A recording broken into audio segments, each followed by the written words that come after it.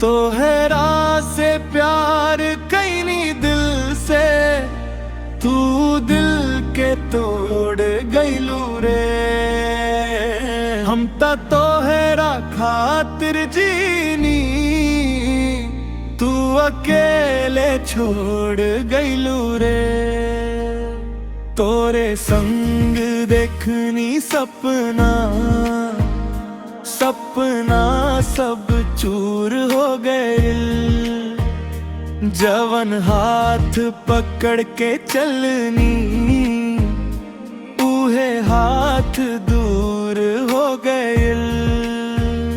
रात रात भर याद सतावे, नींदों हमसे रूठ गई। तोहरा बिना ही दिलवा हमरे अंदर से ही टूट गई। तोहरा से प्यार कैनी दिल से, तू दिल के तोड़ गईलू रे। हम तोहरा खातिर जी, तू अकेले छोड़ गईलू रे।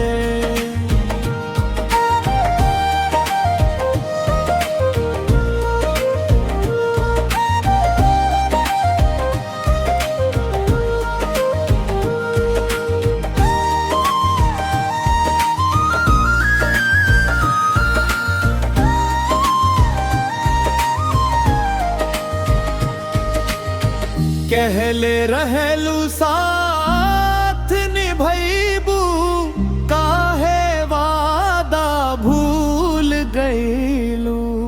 हमरा दिल में प्यार बसा के, काहे दिलवा लूट गईलू।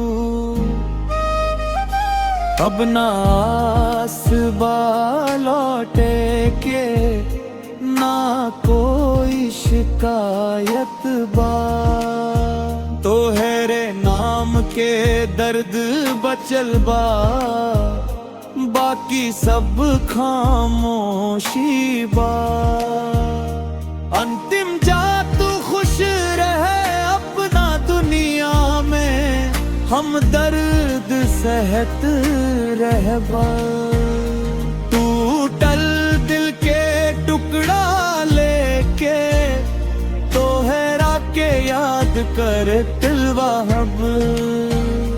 तोहरा